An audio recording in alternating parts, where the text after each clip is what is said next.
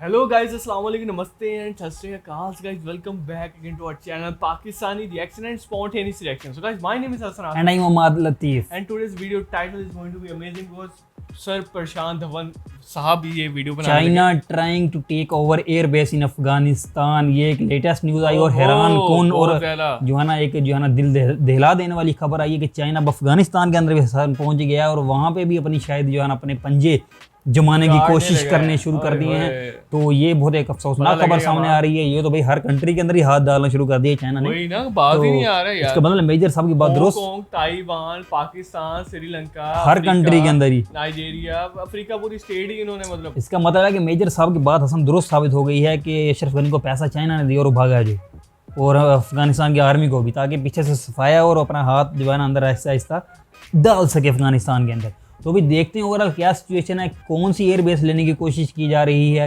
और कौन सी मतलब टेक ओवर करने की कोशिश की है सर, लेने की भी नहीं, मतलब कब्जा करने की। तो ये अब वीडियो में देखते हैं हैं प्रशांत धवन साहब की जो है ना वीडियो है। है। इसके बाद जो है ना मजे की डिस्कशन गाइस जरूर करेंगे, हमेशा की तरह काउंटिंग से स्टार्ट करते हैं। 3 2 1 स्टार्ट। गाइस। नमस्कार और वेलकम टू वर्ल्ड अफेयर्स। मैं हूं प्रशांत धवन। नाउ यहाँ पे आप देखोगे एक बहुत ही सुंदर फोटो है of Bagram airbase of Afghanistan. ये एयरबेस स्ट्रेटजिकली बहुत ज़्यादा इंपॉर्टेंट है। पहली बात तो इसकी लोकेशन बहुत ज़्यादा अच्छी है। ये एयरबेस बहुत ज़्यादा करीब है तजिकिस्तान के, इंडिया के, इवन चाइना बॉर्डर के आप अगर देखो तो काफ़ी करीब है। वखान कॉरिडोर के काफ़ी हद तक करीब है ना। इस सब के अलावा इस एयरबेस का जो इंफ्रास्ट्रक्चर है वो यूएसए ऑलरेडी बना चुका है। जब यूएसए ने 2001 में अफगानिस्तान पे कब्जा किया था, तब से लेकर 2021 तक आप अगर देखो तो यूएसए ने अपना जो एयरबेस है यहाँ पर काफ़ी ज़्यादा एक्सपेंड किया और इसको बना दिया था अफगानिस्तान में यूएसए का सबसे बड़ा एयरबेस। और रिसेंटली जो आपने न्यूज़ सुनी होगी कि तालिबान को हेलीकॉप्टर्स मिल गए, कुछ एयरक्राफ्ट भी मिले हैं, उसमें से ज़्यादातर आप अगर देखोगे वेपन्स वो मिले हैं बगराम एयरबेस से। तो स्ट्रैटेजिकली बहुत ही इंपॉर्टेंट है ना। अब रिपोर्ट यहाँ पर ये आई है कि चाइना का पहला टारगेट अफगानिस्तान में यही एयरबेस है। ये लोग चाहते हैं कि इसी एयरबेस से चाइना एंट्री करे इनटू अफगानिस्तान। रीज़न क्या है? देखिए, अफगानिस्तान के बारे में अब तो ये कहावत मशहूर हो गई है, आना बहुत आसान है, जाना बहुत मुश्किल है यहाँ से।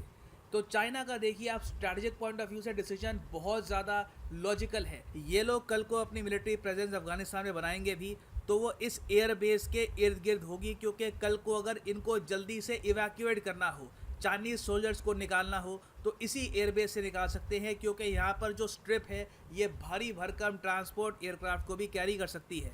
तो this is very important.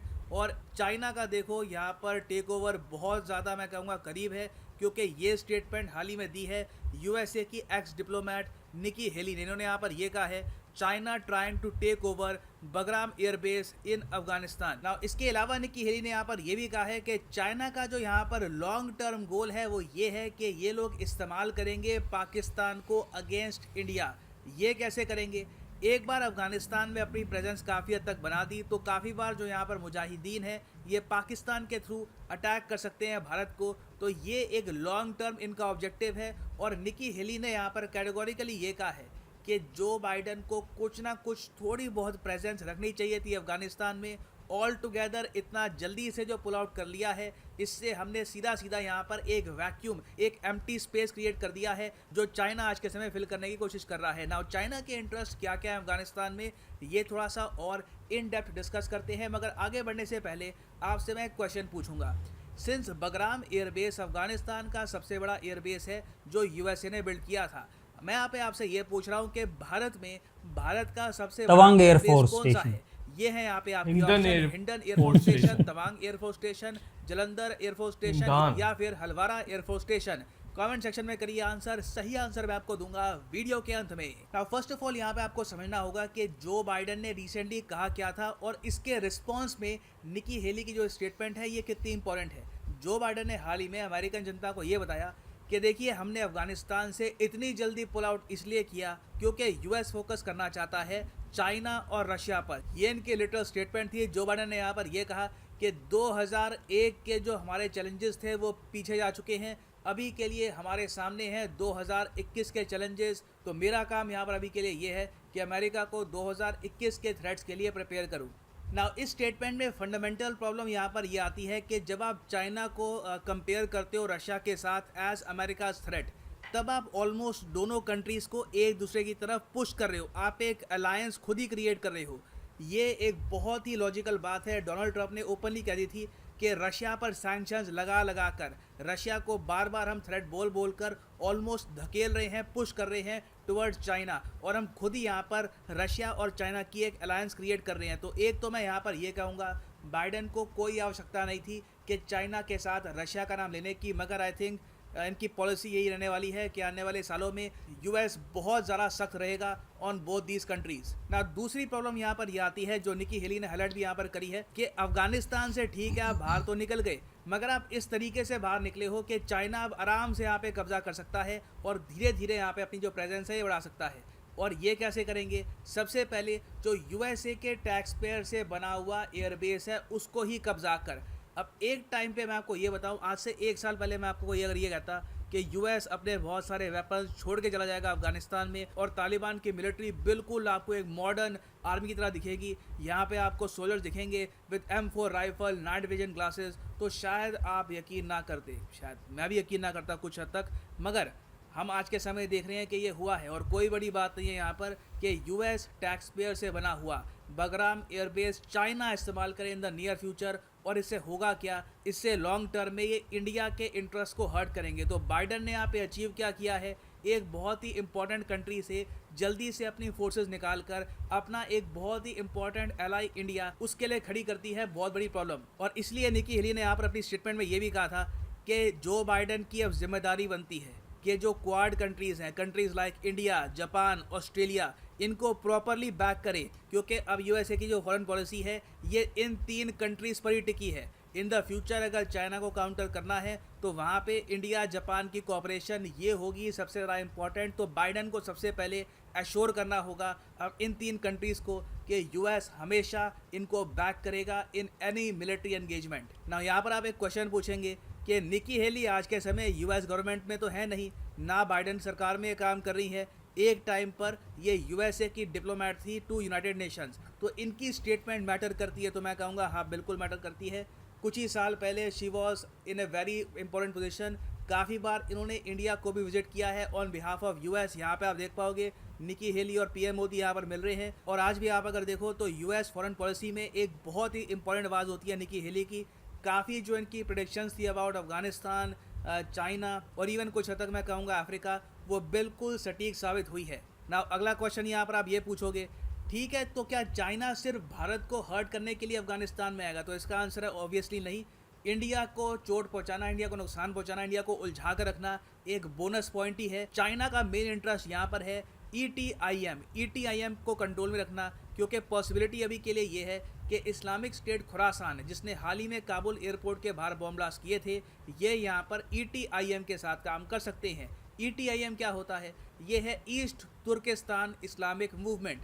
Jin Uyghur Muslims पर चाइना की आर्मी ने अत्याचार किए हैं, जिसको पाकिस्तान मानता नहीं है कि ऐसा हुआ भी था, उन लोगों ने बना दिया है एक प्रॉपर संगठन ETIM। और ये आज के समय चाहते हैं सपोर्ट तालिबान का या किसी भी ग्रुप का जो इनकी हेल्प करे यहाँ पर जो ये शिंगजियांग प्रोविंस है चाइना का, इसको तोड़ने के लिए। ऑलरेडी यूनाइटेड नेशंस की रिपोर्ट हमको ये बताती है कि 500 जो ETIM के फाइटर्स हैं ये पहुंच चुके हैं अफगानिस्तान में ट्रेनिंग के लिए। इनको यहाँ पे मिल रहे हैं वेपन्स और हो सकता है कि वापस चाइना में एंट्री करे। और पॉसिबिलिटी है कि जिस तरीके से चाइनीज़ नेशनल्स पे अटैक हो रहे हैं इन पाकिस्तान, उसी तरीके से चाइना में भी आतंकवाद होगा इन द नियर फ्यूचर। और यहाँ पे मैं बात कर रहा हूँ मेन लैंड चाइना की। तो एक तो है यहाँ पर चाइना का सिक्योरिटी कंसर्न, ऑब्वियसली वो चाहेंगे कि अफगानिस्तान में उनकी प्रेजेंस रहे, ताकि अगर कहीं भी ETIM बनाता है अपना ठिकाना तो चाइना उसको प्रॉपरली टारगेट कर पाए। दूसरा यहाँ पर इशू है माइनिंग का। बताया जाता है कि अफगानिस्तान में $1 ट्रिलियन वर्थ मिनरल्स मौजूद हैं, जिसमें आपको मिलेगा आयरन, लेड, लिथियम से आपको पता होगा आपके फ़ोन की बैटरी बनती है। उसके अलावा कोबाल्ट, कॉपर की माइनिंग एक्चुअली चाइना ने शुरू भी करी थी अफगानिस्तान में 2010 में, मगर वो पूरा जो प्रोजेक्ट था एक बहुत बड़ा फेलियर साबित हुआ। वो माइन आज के समय बिल्कुल खाली पड़ी हुई है। मगर चाइना अभी भी चाहता है कि और ज़्यादा एक्सप्लोरेशन करे अफगानिस्तान में।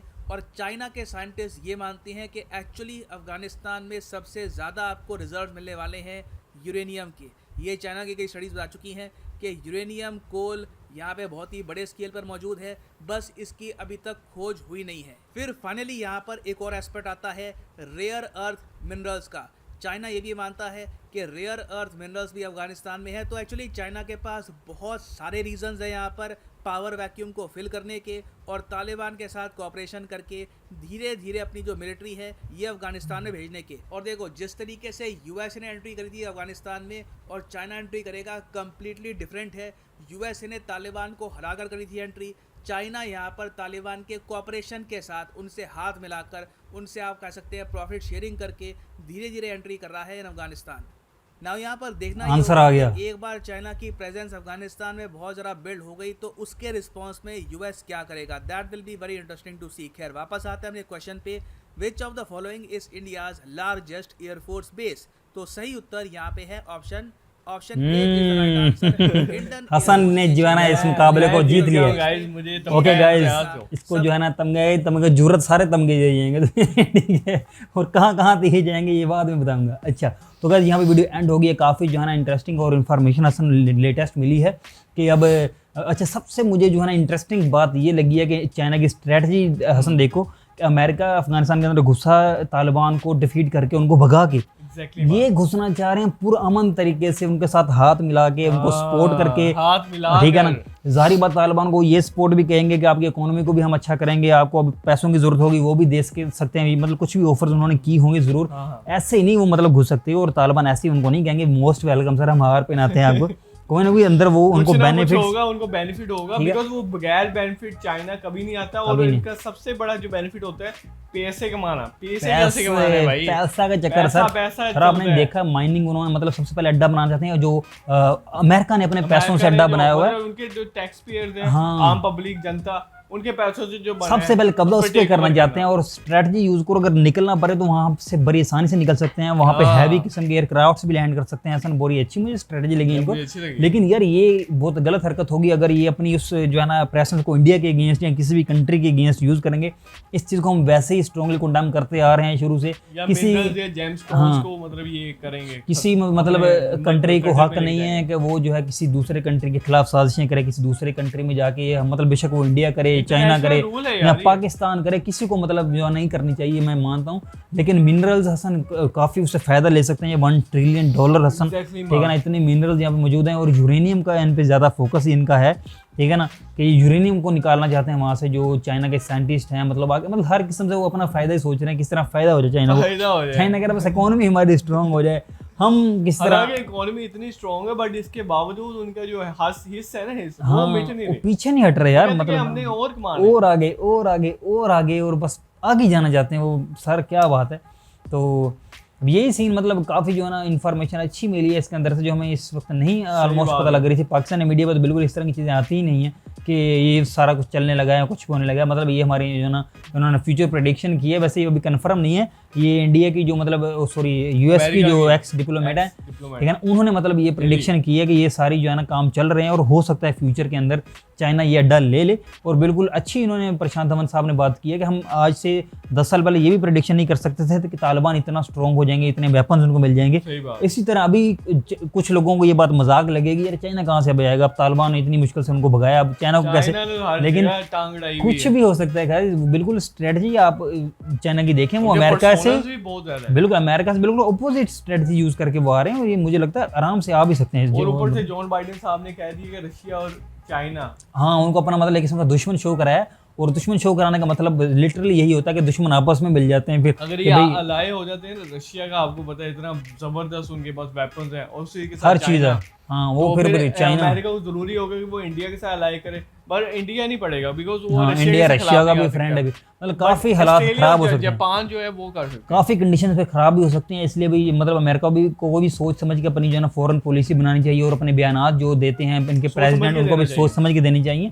तो काफी मजे की ओवरऑल गाइस वीडियो लगी है। अगर आपको वीडियो पसंद आई है, आपको वीडियो पसंद आई है तो लाइक कर दें, सब्सक्राइब कर दें, हमारे चैनल को टेक ओवर कर लें, हमारे चैनल को हमारे चैनल को बस सब्सक्राइब बटन दबा के टेक ओवर कर लें। ठीक है, रखें अपना ख्याल, नेक्स्ट वीडियो में मिलते हैं बहुत जल्द वीडियो के साथ, तब तक अपना ख्याल रखिएगा, टेक केयर, खुदा हाफिज।